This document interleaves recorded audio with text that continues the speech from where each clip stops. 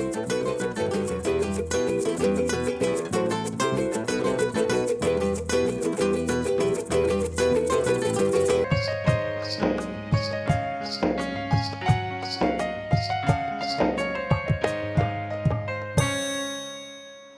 Back खवातीन और हज़रात, आप देख रहे हैं द मॉर्निंग स्टार। एक बार फिर आपको शो में खुशामदीद कहते हैं। अगर आप अपनी ज़िंदगी वज़ाइफ की रोशनी में गुजारेंगे तो ऑफकोर्स आपकी ज़िंदगी बहुत ज़्यादा आसान, बेहतर और बहुत ज़्यादा हादसात से पाक हो सकती है। काफ़ी दफ़ा ऐसा होता है कि हम लोग बहुत ज़्यादा खदशात और खौफों में रहते हैं और खौफ हमारी ज़िंदगी को अनसर्कल करते हैं। लेकिन अगर आप हर वक्त कुछ ना कुछ कलाम है जिसका विर्द करते रहेंगे तो बहुत सारे मसाइल और प्रॉब्लम्स हैं वो हल होते रहेंगे। और इसी तरह वज़ाइफ की रोशनी में ज़िंदगी कैसे गुजारनी चाहिए उसके लिए हमारे साथ हैं मुफ्ती इमरान उल हक कल्याणवी साहब। अस्सलाम वालेकुम। वालेकुम अस्सलाम रहमतुल्लाहि व बरकातुहू। कैसे हम खैरियत से? अल्हम्दुलिल्लाह।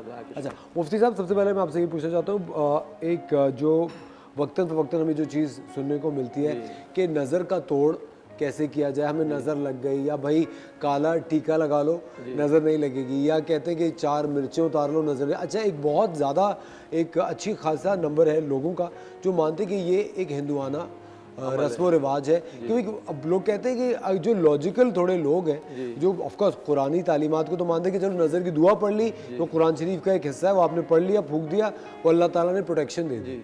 लेकिन ये 4 मिर्चें उतारने से कैसे नज़र उतर गई, अंडे उतारने से कैसे नज़र उतर गई? बिस्मिल्लाहिर्रहमानिर्रहीम नहमदुहु व नसल्ली अला रसूलिल करीम। एक तो नज़र के बारे में हम ये सब डिस्कस कर चुके हैं पहले कि नज़र लगती है, ये बात समझने के काबिल है। और कई दफ़ा मैंने सुना या कोई मोटिवेशनल स्पीकर को मैं देखता हूँ, अक्सर वो कहते हैं भाई रक्शे वाले को किसकी नज़र लगेगी, रेडी वाले को किसकी नज़र लगेगी, कि भाई तेरा रक्शा रह गया कि किसी को नज़र लगाने के लिए तेरे रक्शे पर नज़र लगाएगा।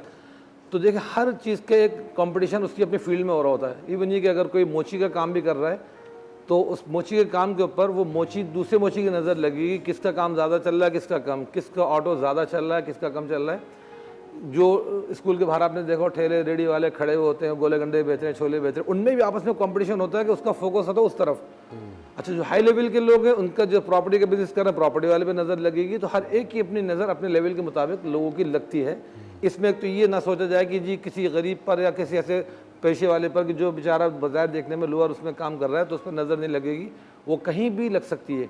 और नज़र सिर्फ ये नहीं खूबसूरती पे लगती है, नज़र किसी भी कोशिश पे लगती है। बस औकत ये बूढ़ों पे भी लगती है कि देखो कितने बूढ़े हो गए, चले जा रहे हैं, इनको कुछ होता ही नहीं है और ये जिंदा है, इनको कोई बीमारी नहीं है, इतनी उम्र हो गई, ये चलते फिरते अपने हाथ में, इस तरह भी लगती है नज़रें। अब लोग हैरान हो गए नज़र क्यों लगे, तो नज़र सिर्फ खूबसूरती पे नहीं लगती, किसी भी क्वालिटी पे लग सकती है। लोग पूछते बहुत हम बिला जो घर में जो बैठते पंचायत लगती है कि फलां को देखो वो इतने बूढ़े हैं, वो ठीक है, और हम देखो अभी जवानी में बूढ़े हो गए, हमसे चला नहीं जाता। लेकिन मुफ्ती साहब देखिए बहुत दफ़ा ऐसा होता है कि अगर आप किसी को मिलते हैं वो लोग आपसे ऐसे, अरे भाई तुम तो भाई सेट हो, तुम्हें क्या मसला है ना, लोग इस तरह की बातें कर रहे हैं। डेफिनेटली हमें तो चले उसको तो अल्लाह की तरफ से वो है कि आपकी तारीफ हो रही है, खुश होने चाहिए, अल्लाह का शुक्र अदा करना चाहिए। लेकिन बाज़ लोग जो हसद के अंदाज में बोलते हैं कि हमें देखो हम ऐसे हो रहे, तुम ऐसे होगा, ये होगा, तो वो ठीक नहीं है। लेकिन माशाअल्लाह बोलना चाहिए, कुरान में ही आता है। दूसरी बात आपने कही थी कि काला टीका लगा देना, नज़र का कुछ तरह का कर देना, इसका भी कहीं इस्लाम से थोड़ा सा लिंक मिलता है। मैं भी पहले समझता था शायद हमारे ऐसी माशरती सोसाइटी का कोई वो कल्चर का काला धागा जैसे होता है जी। तो हज़रत उस्मान गनी रज़ियल्लाहु तआला अन्हु की एक रिवायत आती है, उसके अंदर लिखा हुआ था, और बाकायदा सऊदी की किताब छपी, वहाँ के जो मुफ्ती आज़म और उनकी किताब में मैंने पढ़ी हदीस, 10 सिमों के छोटे बच्चों के लिए ख़ास तौर पर था कि उनको थोड़ा सा टीका दे दिया करो नज़र का, कि उसकी वजह से वो नज़र उन पर नहीं लगती। तो वहाँ से कॉन्सेप्ट गालिबन चला जो आगे तक आया कि काला टीका वगैरह वो लगा दिया जाता है बच्चों को नज़र न लगे। अब रही बात मिर्चों वाली कि मिर्चों से नज़र उतारना, किसी चीज़ को उतारना, तो इस्लाम ने एक उसूल बता दिया। वो उसूल ये है कि जब तक कोई अमल, चाहे वो हिंदुआना हो चाहे वो किसी गैर मुस्लिम का हो, अगर वो इस्लामी तालीम से कोई उसका कॉन्फ्लिक्ट नहीं है, कोई क्लैश नहीं करता, और उसके ज़रिए से कोई रूहानी जिस्मानी अगर आपको फ़ायदा मिलता है, जिस तरह मेडिसिन हम इस्तेमाल करते हैं, वो कई काफिर की बनाई हुई किसी भी चीज़ की जड़ी बूटी हम बहुत सारे हिंदुओं के इलाज इस्तेमाल कर सकते हैं। तो सेम इसी तरह रूहानी मामलात में भी अगर कोई ऐसा एक्सपीरियंस है कि जो ये ध्यान रखा जाए कि शरीयत के किसी कानून से क्लैश न करता हो, तो उसके ज़रिए से अगर नज़र उतरती है या कोई जादू उतरता है तो वो कर सकते हैं। मिर्चों का जहाँ तक ताल्लुक़ है, इसका हिंदुआना से मुझे नहीं मालूम कि ताल्लुक़ है नहीं, लेकिन बहरहाल हमारे कल्चर में उलमाए कराम से मुस्तनद तौर पर साबित है कि उस पर कुछ चीज़ें पढ़ के फूकते हैं, सूर्य फलक है, नास है, और वो 7 मिर्चें उमूमन होती हैं, और उसको एंटी क्लॉक 7 मरतबा राउंड करते हैं, लिटा के पेशेंट को बिठा के, और फिर उसको चूल्हे पे जला देते हैं। और आम कॉन्सेप्ट ये है कि अगर उसमें धांस ना आ रही हो, बदबू ना आ रही हो, तो समझे नज़र थी, और अगर आ रही है तो उसका मतलब नहीं थी, लेकिन इससे लोगों को फ़ायदा होता है और ये शरीर के दायरे में जायज़ है। अच्छा मुफ्ती साहब, एक और चीज़ कि जब बहुत सारे लोग हैं जो इस खदशात में रहते हैं कि घर में जादू के असरात हैं या जिन्नात हैं, उसकी भी कुछ पढ़ के धुनी दे दें कि धुनी से जिन्नात भाग जाएंगे, इस बारे में मुफ्ती साहब बताएंगे। वक्त हो जाता है एक छोटे से ब्रेक का, ख़वातीन हो जाता है। अगर आपका कोई सवाल है या आप किसी प्रॉब्लम से गुजर रहे हैं तो कॉल करके आप उसका हल जान सकते हैं। मिलते हैं आपसे ब्रेक के बाद।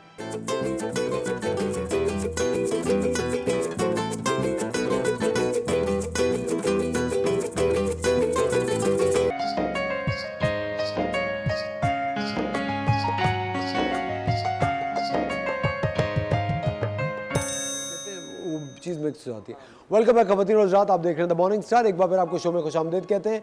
मुफ्ती इमरान उल हक कल्याणवी साहब हमारे साथ मौजूद हैं। मुफ्ती साहब, ब्रेक पे जाने से पहले मैं कह रहा था, जो धुनी वगैरह देते हैं लोग कि जिन्नात का या जादू का असर कहीं पर होता है तो उससे बड़ा फ़र्क पड़ता है, लुबान की कुछ लोग धुनी देते हैं। जी हाँ, इसकी भी हकीकत है कि लुबान की या कुछ चीज़ें लिख के उसके ऊपर पर्ची पर उसका फलीदा बनाया जाता है, फलीदा कहलाता है।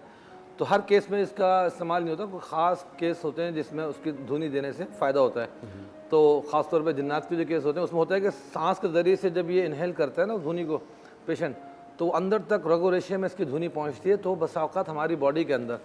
अच्छा, यहाँ पे ये एक वजाहत भी कर दूँ, बहुत से लोग कहेंगे वो वहम फैलाने वाली बात है। हर एक के साथ ऐसा नहीं होता, लाखों में किसी एक दो के साथ ऐसा होता है कि कोई दूसरी मखलूक़ात शैतानी असरात उसके अंदर उतर जाते हैं। तो उसको निकालने के लिए जिस तरह हमारा होता है इंजेक्शन लगा दिया, इंजेक्शन के ज़रिए पूरा लिक्विड बॉडी में चले जाता है, तो इसी तरह धुनी का भी है कि वो धुनी के ज़रिए से पूरा जो उसका अंदर असरात जाते हैं, तो चीज़ें शैतानी असरात है, जादू कोई भी हो, पसीने से, यूरिन के ज़रिए या डकार से या कभी वॉमिटिंग के ज़रिए चीज़ निकल जाती है। अच्छा, मेरे तो एक्सपीरियंस है, कई पेशेंट ऐसा है कि बिल्कुल उनमें वो हाजिरी हो जाती है, हाजिरी कहलाती है ना, कि दू बदू बात करने लग जाता है, जो हाल आ जाता है। जी, हाल नहीं, वो एक यानी बात का हाजिर हो जाता है कि मतलब कि वो बताता है कि मेरा नाम ये है, मैं यूँ हूँ, मुझे मत तंग करो। बसावत पावरफुल भी होते हैं। अच्छा, मैं इस बराह रास्त इन चीज़ों पर हाथ नहीं डालता, क्योंकि ज़ाहिर है अपनी फैमिली, अपनी ज़िंदगी, अपनी बहुत सारी चीज़ें इंसान को सिक्योर करनी होती हैं। तो ये चीज़ें धुनी का एक अपनी जगह हकीकत है कि धुनी के ज़रिए से चीज़ें निकलती हैं।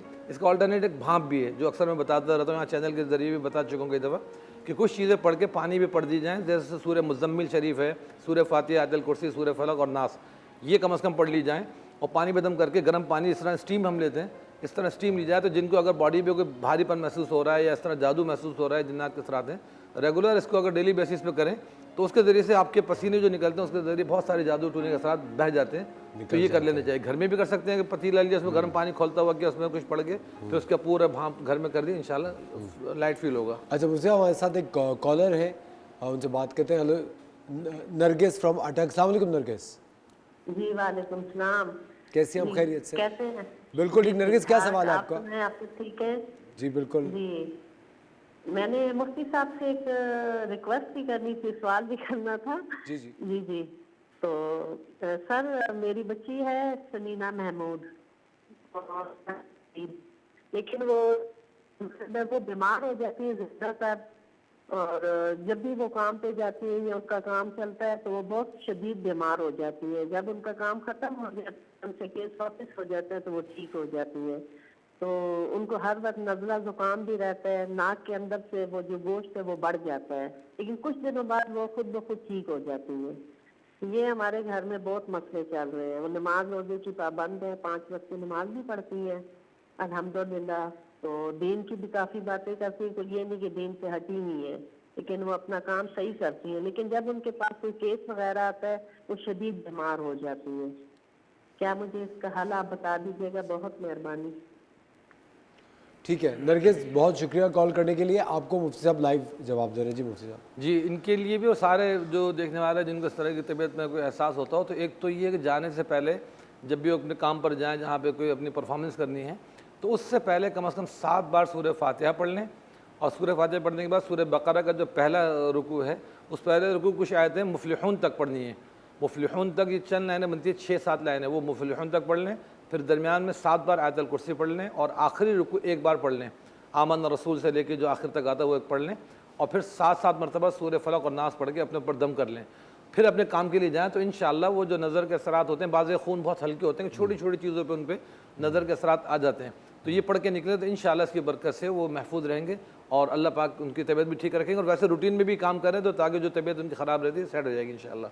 अच्छा, आप आज कौन से वजीफे बता रहे थे मुझसे? जी, कुछ वजीफ़े भी लेकर आया हूँ। एक तो ये कि किसी की नज़र और जादू अगर वो हम पर आ रहा है, असर कर रहा है, तो इसको पलटाने के लिए, यानी वो चीज़ उस शख्स के ऊपर जिसने हमें की है वो उसी के ऊपर पलट जाए, तो वो क्या चीज़ है, एक वो दुआ बता दूँगा इंशाअल्लाह। वो दुआ है सूरह अहज़ाब की आयत है, आयत नंबर 25, यहाँ पे डिस्प्ले भी हो जाएगी इंशाअल्लाह। वरद्दल्लाहु अल्लज़ीना कफ़रू बिग़ैज़िहिम लम यनालू खैरा व कफ़ल्लाहुल मुअमिनीना अल-क़िताल व काना अल्लाहु क़विय्यन अज़ीज़ा। सूरह अहज़ाब आयत नंबर 25। इस आयत को सुबह शाम कम से कम 8-8 मरतबा पढ़ लें तो अगर किसी की नज़र आप पर मुस्तकिल है, कोई हसद की नज़र, कोई जलन की नज़र, कोई आपके पीछे लगा हुआ है, तो इससे उसकी नज़र उसी पे पलट जाएगी। इवन ये कि अगर किसी ने आप पे जादू भी किया, कोई अमलियात करवा रहा है, तो उसके अमलियात भी उसी पे पलट जाएंगे। उस पर पलटने का मतलब है कि जो वो चीज़ आपके लिए कर रहा है, जिस तरह गोली कोई मारता है किसी को, वो रिटर्न होकर उसी पर चली जाए, तो उसका अमल, उसकी जादू टूना उसके ऊपर वापस पलट जाएगा। तो इस आयत को मामूल में बना लें, एक तो ये हो गई। मुफ्ती साहब, अगर कोई आपका अपना ही आपको नज़र लगा रहा हो जी, तो फिर आपके नुकसान हाँ, तो पलट जाएगी उसी पर कि अगर वो नज़र लगा रहा है। एक तो मोहब्बत की नज़र तो अलग चीज़ है, लेकिन एक ही उम्र हासिद की नज़र की बात हो रही है, जो जलने वाला दुश्मन है, उसकी नज़र उसके लिए खुद ही वापस पलट जाएगी। आप सिक्योर रहेंगे इंशाअल्लाह, या आपको एक शेल्टर मिल गया। दूसरा एक बड़ा ज़बरदस्त वजीफ़ा है, अक्सर मशहूर भी है, लोग पढ़ते हुए, या बदीउल अजाइब बिल खैरी या बदीउ। अच्छा, ये खुला हुआ बता रहा हूँ कि इसको खुले उसमें पढ़ें, यानी तादाद अपनी सहूलत के मुताबिक फ़िक्स कर लें और वक्त भी, कि या बदीउल अजाइब बिल खैरी या बदीउ। इस वजीफ़े को विर्द में रखें तो ये बहुत मुजर्रब वजीफ़ा है कि बदी के माने होते हैं कोई क्रिएशन करने वाली हस्ती और अल्लाह पाक है, यानी एक चीज़ को अदम से वजूद बख्शना।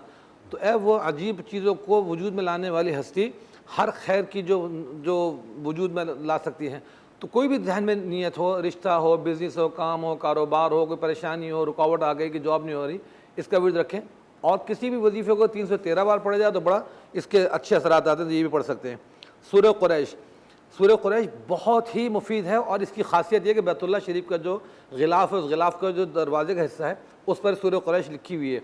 अमन के लिए, खौफ से बचने के लिए, भूख खुलने के लिए, सेहत के लिए, मुज़िर असरात से बचने के लिए, और जो खाने के अंदर चीज़ें हमारे मुज़िर असरात चले जाते हैं उसके असरात से बचने के लिए, फैट से बचने के लिए कि मोटे ना हो, ये 3 मरतबा 7 मरतबा पढ़ के खाना खाएँ तो तमाम मुज़िर असरात से महफूज रहेंगे। दिल में खौफ जो रहता है हर वक्त, वसवसे, खदशात, उससे भी इंशाअल्लाह महफूज रहेंगे।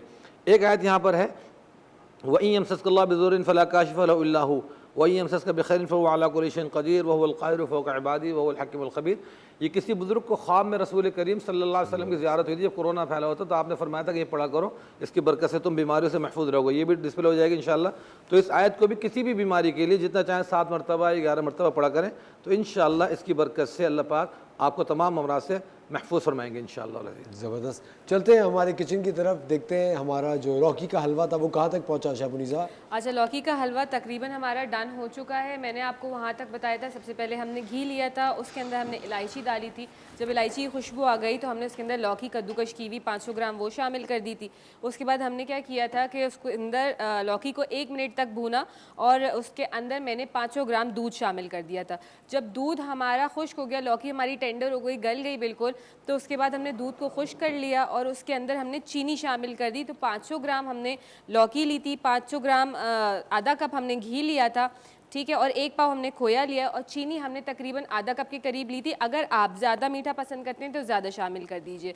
जब चीनी के साथ मैंने इसको भूना, उसके बाद जब देखें आप घी जो है वो छोड़ दे, तो हमने इसके अंदर जो है फ्लेम बंद करके हमने खोया डाल के मिक्स करा है। खोया डाल के आपको इतना पकाने की ज़रूरत नहीं है और अब इसको हम डिश आउट करेंगे और ऊपर टॉप पे भी आप जो है वो खोया शामिल कर सकते हैं। अच्छा, बहुत से लोग इसके अंदर ग्रीन कलर ऐड करते हैं, आप बिल्कुल ग्रीन कलर भी ऐड कर सकते हैं, आपकी अपनी चॉइस है, क्योंकि आप अक्सर जब हम शादियों में जाते हैं तो वो ग्रीन कलर का हो रहा होता है। उसका रीज़न ये होता है कि वो उसके अंदर ग्रीन कलर शामिल करते हैं। आप शामिल करना चाहें बिल्कुल लास्ट में जो है वो ग्रीन कलर आप ऐड कर दीजिए, तो वो लौकी वाला जो ग्रीन सा लुक आता है वो आ जाएगा इसके अंदर। अच्छा, ऊपर टॉप पे हम थोड़ा सा खोया शामिल कर रहे हैं इसके, क्योंकि वो जो खोए के बगैर तो मज़ा ही नहीं आता ना। गाजर के हलवे भी हम लोग सबसे पहले ऊपर से खोया ले रहे होते खाने के लिए ना, तो बस हमने ये शामिल कर दिया। अच्छा, आप नट्स के लिए चाहें तो इसको घी में फ्राई करके भी कर सकते हैं और ऐसे भी ऐड कर सकते हैं। तो मैंने फ्राई करके घी में ना इन नट्स को यहाँ पे रख दिया था, जिसमें बादाम है, पिस्ते हैं, काजू है, अखरोट है। ये आपकी अपनी चॉइस है, जितना मेवा डालेंगे उतना मज़ा आएगा खाने में।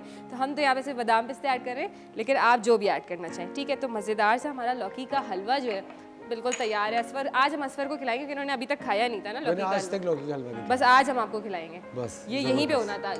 बस डन है। बहुत बहुत शुक्रिया Shah Munisa, thank you very much. Mufti Imran Haq Kalyani साहब, आपका बहुत बहुत शुक्रिया, थैंक यू वेरी मच। एक चीज़ और मुफ्ती साहब, बहुत सारे लोग ये जानना चाहते हैं कि अगर वो इलाज की नीयत से आपसे मुलाकात करना चाहें या मिलना चाहें, उसका क्या? जी, हफ्ता इतवार को मैं अपने रिहायशी जगह पे क्लिनिक रूहानी बना रखा है, माशाल्लाह काफ़ी लोग आते हैं। C50 कराची यूनिवर्सिटी, ये नीपा से जब सीधे जाते हैं तो कराची यूनिवर्सिटी के कैंपस के अंदर रिहायश है C50। तो हफ्ता इतवार को 5:30 से लेकर 7:30 के दरमियान बैठता हूँ, इलाज करता हूँ, लोगों को देखता हूँ, उसमें इलाज करता हूँ, तो वहाँ पे मुलाकात कर सकते हैं इंशाल्लाह। ज़बरदस्त मुफ्ती साहब, आपका बहुत बहुत शुक्रिया, आपने वक्त निकाला हमारे लिए। ख़वातीन और हज़रात, आप लोगों का बहुत बहुत शुक्रिया द मॉर्निंग स्टार देखने के लिए।